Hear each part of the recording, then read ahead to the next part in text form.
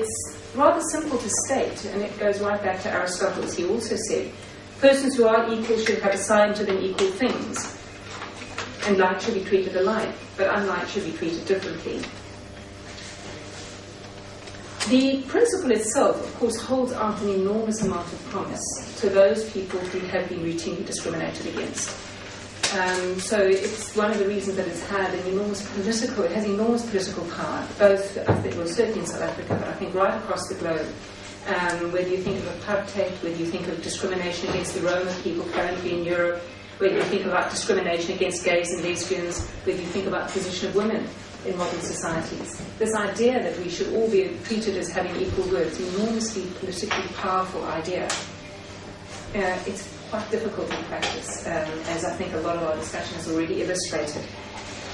When courts first started grappling with equality, they largely dealt with a conception of equality that was based on the idea of equal treatment. In other words, people should be treated alike.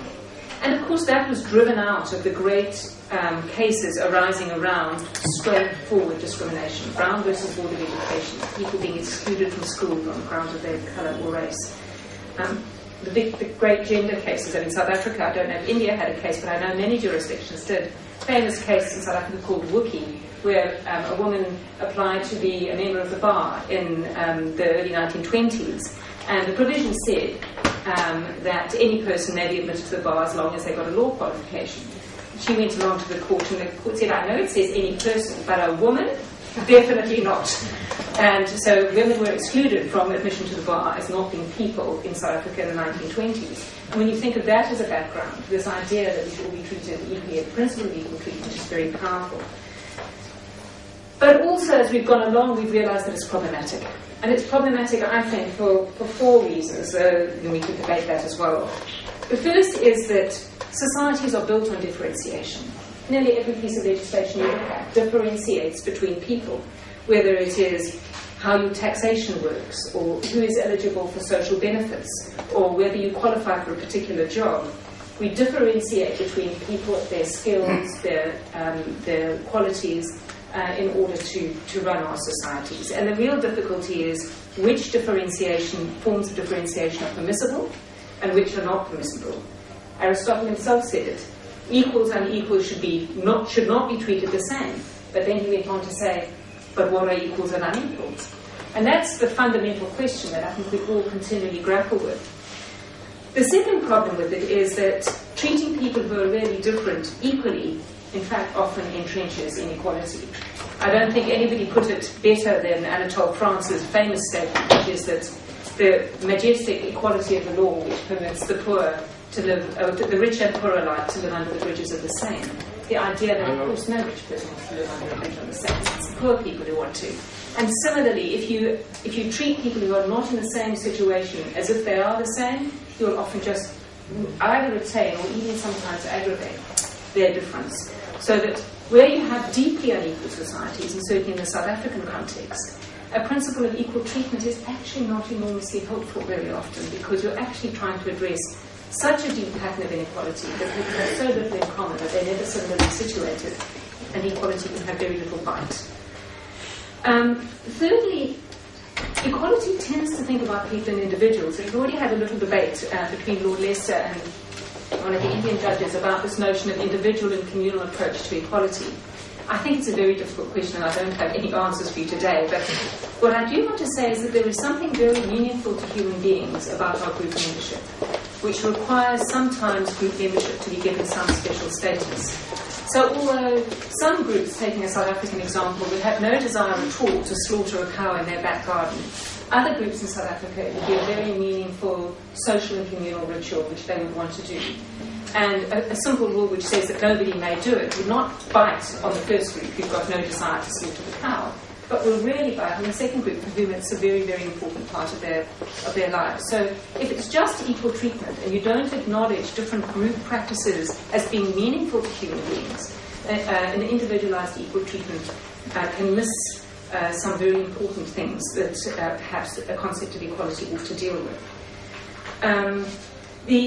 The fourth point is somewhat related to the second, but is slightly different, and that is that deep patterns of social inequality are very resistant to being addressed by formal equality principles. An example that I often give is that if you have a rule, for example, that to admit a child into school, they have to show the ability to use a pair of scissors, which is quite a common sort of test to see if a child is ready for grade 1 or not.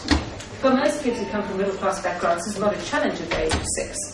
For many kids, they may not, who have come from poorer backgrounds, they may never have seen a pair of scissors. So using a scissors test for school readiness can be deeply unequal and problematic. And so these difficulties with the notion of just treating everybody the same founder when in fact we have patterns of deep inequality. And that led courts all over the world to shift from ideas of pure equal treatment, not necessarily to abandon them, but to shift from them to notions of impact. And although they're not the same, I think the idea of indirect discrimination as it's developed in the UK and Europe, and the adverse impact jurisprudence that's developed under the Title VII of the Civil Rights Act in the United States are both forms of reacting to the shortcomings of equal treatment. But there is, interestingly, sometimes a tension between them. And that was illustrated, I thought, very interestingly in a case which became very famous during the confirmation hearings of Judge Sotomayor in the United States. The case is Ricci versus Di Stefano.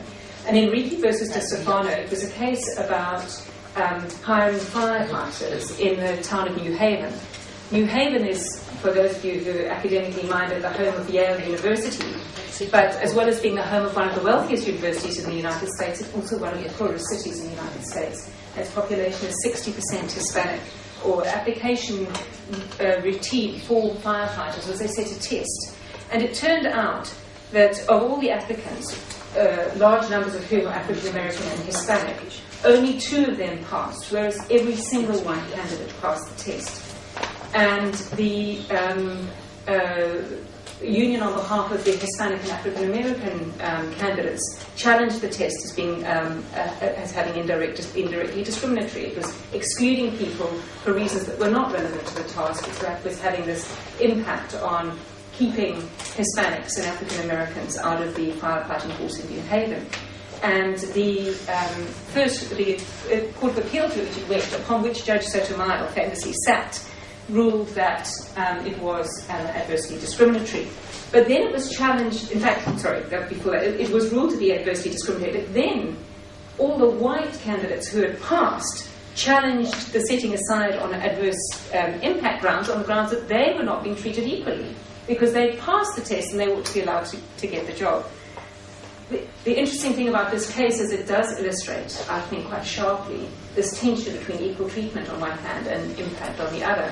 And I think somewhat alarmingly, Judge Scalia, in his judgment in the case, said this case presages a war between equal treatment and disparate impact, which will have to be waged. And you may know, those of you who follow US jurisprudence quite closely, that the diverse or unequal impact, diverse impact approach has never been adopted under the 14th Amendment. It only applies under Title VII. And really what Judge Scalia was saying in Di Stefano is Title VII's approach to diverse impact consistent with the Constitution. And it's, as I say, slightly alarming dictum. But it seems to me that having illustrated all of that, I still think we're working the ground here. I don't think we actually have very clear answers to equality at a high level of abstraction. Although it is true, I think, that most jurisdictions now recognise the shortcomings of equal treatment, a full, sustained analysis of diverse impact and of the approach to equality still, I would say, eludes us. And I think that we may well be looked back at by another generation down the line who will take an approach to equality that will be somewhat different yet again to what we're working with at the moment. But I just posit that as my own view of where we are at globally. Let's turn and have a look at Section 9 of the South African Constitution, which you'll find in this great big pack, as I said to you, on page 1. Because immediately you look at it, you'll see that South Africa has drawn very widely on experience around the world. And it's divided into 5 subsections. Section 1 says everyone is equal before the law and has the right to equal protection and benefit of the law. And the "and benefit of the law" was added, I'm fairly sure, to make it quite clear that equality is not only about protection, but and there are some interesting Canadian jurisprudence in the 80s which suggested that equality couldn't extend to the idea of benefits, and only, in other words, positive action by the state. It only was protected. Our Constitution very firmly says it's to the equal benefit of the law. Subsection 2, equality includes the full and equal enjoyment of all rights and freedoms, somewhat of a restatement in a kind of way of Article 14 of the European Convention. To promote the achievement of equality, legislative and other measures designed to protect or advance persons or categories of persons disadvantaged by unfair discrimination may be taken. That's what is called loosely affirmative action clause, restitutive equality. A couple of interesting things to notice about it. Firstly, it's not seen as an exception to equality. It's seen as the promotion of equality. And that really comes down to this understanding that the purpose of the equality clause is to